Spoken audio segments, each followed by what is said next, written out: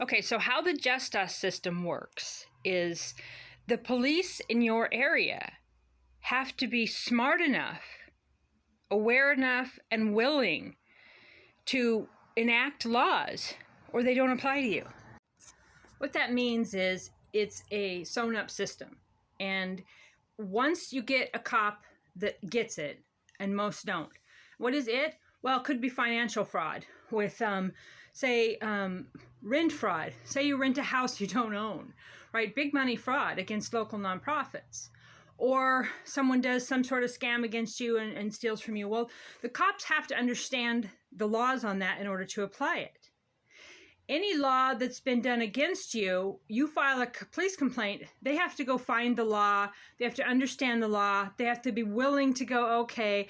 And a lot of times the men are like, hey, that woman, she's just being crazy, she's just over the top, so they don't even believe it enough to go after it. But when they respect somebody, like a landlord that has a whole bunch of properties, and they do investigate, they don't follow through, right? They don't go and investigate the person that stole the money if they don't really understand it or they're just not really into it, okay? However, I'm going to jump around here. If they don't like someone like me and someone goes to the police station and says, well, she posted online about a wooden boat and some words I didn't like, and so then the cop immediately sends criminal charges to the prosecutor. This is how it works here in Port Townsend, but this is how it works in most places. Okay, they don't have cops that know the law.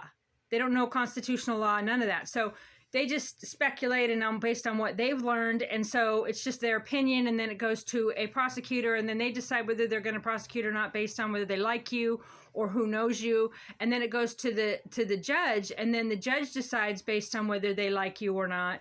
And then you can appeal to higher courts out of this area. But you have to have the money to be able to do it. Most of the people that I know that have got criminal charges have appealed, but they've appealed locally. When you appeal locally within their own system, they protect their own. But once you can appeal out of Washington, out to the 9th, they are not following the law. They're not following the Constitution. And even the good detectives, like the one here in Hadlock I interviewed with, I got a couple months ago, he's probably in his 30s, nice enough guy, seems to really care about the law, but he's gullible. He listens to men. He doesn't really value the voice of women, and he doesn't come off as a misogynist at all. It's just that if a man says 1 and 1 is 5, it's true. And if a woman says 1 and 1 is 2, she has to prove it a whole bunch of levels, and then she's still not true. But even with this guy, he thinks like a 60-year-old cop. He thinks like a cop from the 50s. He actually said to me something about how it makes it hard for him to investigate when I post things online. We're in 2024. People have been posting things online for a good 24 years now. So they'll complain about their exes. They'll say, hey, he hit my car, or they stole my stuff, or they did this. They post it online. So if the cop can't investigate a crime because it's posted online, and he says, well, then when I question somebody, they know what to say. Well, they've already talked to their friends. They've already talked to their besties. They've already posted it on the internet. They've done a TikTok. They've done a YouTube. I mean, it's the modern world. And it wasn't an old cop. It was a young cop. So they think really archaic. They have no ability to solve crimes unless it's right in front of their face. And even crimes such as downtown Port Townsend, assault on an officer. All the cops agreed that that was an assault on an officer. This is a felony assault. All the probable cause, all the witness statements. And then the prosecutor didn't even arraign the guy. He went to jail for it overnight, but the mayor's law firm and Prosecutor Kennedy, the guy didn't even face an arraignment. He got out so fast. And so sometimes the cops will have the evidence and even in, Jen Thomas's assault, there were some other assaults at the press conference. The cops had probable cause. They sent it to the prosecutor. Now, the mayor's law firm and the prosecutor decided that they didn't want the politics of it and they wanted to help their side of the cause. So they let all those felony hate crimes go. So even when the cops do send it up. With Kennedy, things like unaliving children, hiding bodies, financial crime, hate crimes, the list could go on of things that he won't prosecute. He absolutely refuses to prosecute these, right? With the baby incident, even if he blamed the state law where he couldn't file charges against the man for, taking the life of his own child, right? He was protecting Jefferson Healthcare with that because they shouldn't have released him to the man. But he definitely had enough on him for hiding a body, and the man had 40 priors. Okay, so Kennedy did that on purpose. But what he can do is prosecute me. Conversations with Libby Winstrom where he wanted to get me for contempt of court. was trying to. Then later, Judge Walker threatened me with contempt of court. Judge Remsen said, well, posting hearings doesn't seem to be illegal when we were in the modern day. It's of course not. Everybody in the world does it. But when you're in the just us system, whatever county you're in, it's their interpretation of law, and that's how they get you. Now with Kennedy, we know that what's illegal is if you're homeless and struggling, and your best friend, your emotional support, your dog, your entire life is your dog, and you've lost your entire family, and your dog has a chronic skin condition, well, he will stand up for, Kennedy and Faber both got their dogs at Center Valley Animal Rescue. I guess Libby was in on that. Everybody was in on it, right? Hundreds of people attacked me because I stuck up for a homeless man.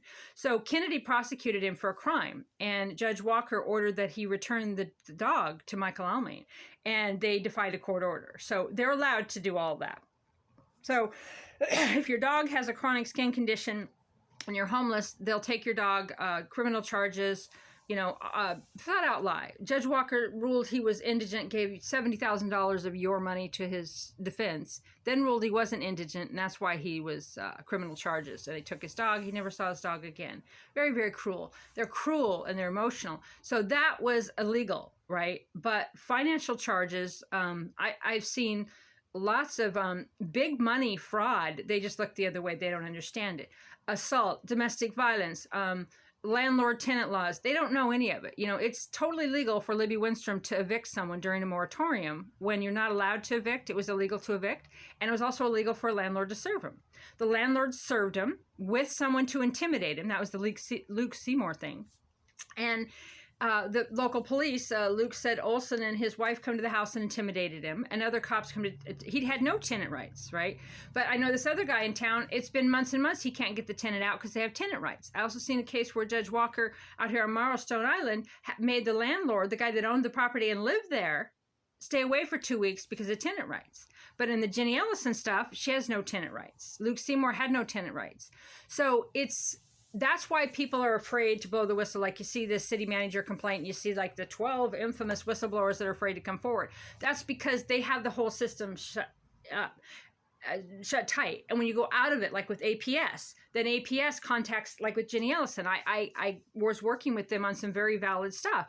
Told them what was going on with Jenny. And the very cops involved in what was going on with Jenny, Officer Newman, went and interviewed her, right? I'm going to share some of that with you soon. Very inappropriate. Jenny had been at parties a decade ago with Newman. Other things that I let them know, and then he went and interviewed her. To what? To intimidate her?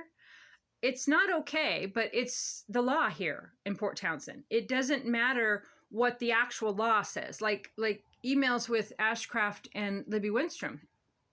They just go and dig up a law to go after Eric, right? Nothing of what Libby did was illegal, right? Even though it absolutely was. But she gets a special privilege because she's a council member, because they all know her, they're all on the right side of everything.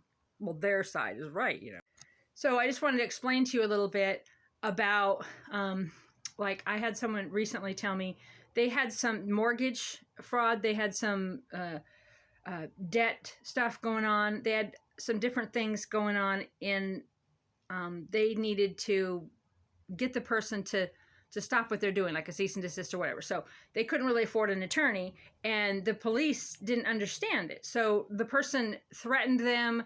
It was this big organization out of Seattle, but what they were doing was illegal, and clearly illegal on the books, right? But if the cops don't understand the law, they're not going to do anything about it. But even when they do something about it, they just go and interview different people, and then they maybe or not or forward it to the prosecutor, and the prosecutor either decides. But with me, every time someone from Salish Rescue come in and said she hurt my feelings, they sent criminal charges. I sent an email pro se in my own case, and I got 6 criminal charges. And Greenspan threatened me and harassed me. So I'll talk to you more about this later, but just don't think that just because someone broke the law that matters. Hate crimes in Port Townsend, they say, oh, if you're a lesbian and you're scared, call us. No, they don't. They don't follow through. They don't look at it because they have to go through politics as their permission. They literally won't investigate real financial crimes and really bad crimes, even unaliving a child, because it hurts politics. CEOs at Jefferson Healthcare. Okay, that's how it works. That's just how it works here. And the only remedy you have, and it does work, whether the judges say I'm legitimate or not, to tell your story on the internet.